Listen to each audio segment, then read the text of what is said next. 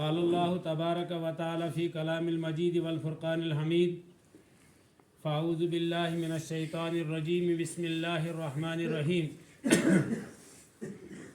کلا لینبذن فی الحطمہ وما ادراک ما الحطمہ نار اللہ الموقدۃ التی تطلع علی الافئدہ انہا علیہم مؤصدہ فی عمد ممددہ صدق اللہ العظیم وصدق رسولہ النبی الکریم ونحن علی ذلک من الشاہدین والشاکرین ربنا تقبل منا انک انت السمیع العلیم وتب الینا یا مولانا انک انت التواب الرحیم۔ بہار دنیا ہے چند روزہ، بہار دنیا ہے چند روزہ، نہ چل یہاں سر اٹھا اٹھا کر، خدا نے خود ہی مٹا دیے ہیں، خدا نے خود ہی مٹا دیے ہیں لاکھوں نقشے بنا بنا کر۔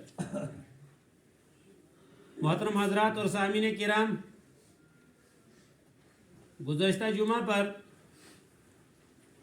اس سورت کی اس سے پہلی والی آیتوں کے اوپر بات ہوئی تھی، اور اس جمعہ پر اس سے آگے آنے والی آیتوں کے اوپر بات ہوگی، لیکن ان باتوں کو سمجھنے کے لیے 5 چیزوں کی ضرورت ہے۔ کتنے چیزوں کی؟ سب سے پہلے ہم نے کرنا ہے ارادہ، اس کے بعد رکھنا ہے ہم نے اعتماد، اس کے بعد ہونا چاہیے ہمارے پاس حوصلہ، اس کے بعد کرنی ہے ہمت، اور اس کے بعد کرنی ہے جستجو۔ 5 چیزیں یاد ہو گئی؟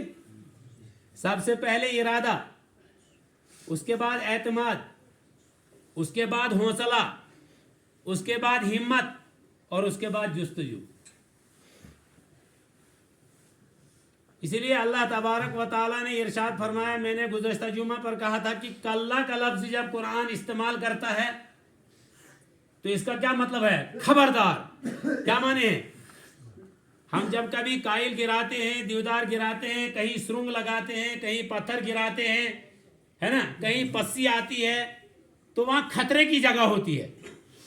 تو خطرے کی جگہ کی وجہ سے جیسے ٹرین کے پھاٹک پر جہاں ٹرین گزرتی ہے وہاں گاڑیوں کا بھی راستہ ہوتا ہے، اس کو پھاٹک کہتے ہیں۔ ٹرین آنے سے پہلے 5 منٹ پھاٹک کو بند کر دیا جاتا ہے، اور وہاں پر ہاتھ میں لال جھنڈی رکھی جاتی ہے کہ خطرہ ہے، خطرہ۔ اور روڈ پہ بھی جہاں روڈ بند ہوتی ہے، پسی آتی ہے، وہاں پہ بھی ایک کونے پہ لال جھنڈی لگا دی جاتی ہے، آگے جاؤ گے تو خطرہ ہے۔ اور جب خطرہ ختم ہو جاتا ہے تو پھر کیا کیا جاتا ہے؟ پھر ہری جھنڈی لگائی جاتی ہے، جاؤ۔ کیا کہا جاتا ہے؟ ہری جھنڈی کا مطلب ہے جاؤ۔ اور پھر وہاں پر جو ہوتا ہے سپاہی، اس کو شرطی کہتے ہیں عربی میں، اس کا سگنل ہوتا ہے کہ چلے جاؤ بھائی۔ تو اسی طریقے سے اللہ تبارک و تعالیٰ نے ہمیں ان تمام چیزوں سے بچاتے ہوئے کہا، کیا کہا؟ کہ جب آپ یہ کام کرو گے، یہ کام کرو گے، یہ کام کرو گے، یہ کام کرو گے، قرآن پر، حدیث پر، اللہ کے نبی پر ایمان نہیں لاؤ گے، اور دنیا کے اندر ایسا منہمک ہو جاؤ گے کہ مال کو محبت میں کیا نہیں، مال کو ہرس میں جمع کر کر کے رکھو گے، اور پھر مال کو محبت میں اور فرحت میں آرام آرام سے گنتے رکھو گے، اس کی زکوٰۃ نہیں دو گے، اس کے صدقہ خیرات نہیں کرو گے، اس کو اپنے اہل و عیال پہ خرچ نہیں کرو گے، اس کو یتیموں، مسکینوں، بیواؤں پر خرچ نہیں کرو گے، مدارس کے اندر نہیں، مساجد کے اندر نہیں، خانقاہوں کے اندر نہیں، جہاں اس کی ضرورت ہے وہاں پہ خرچ نہیں کرو گے، تو پھر سن لو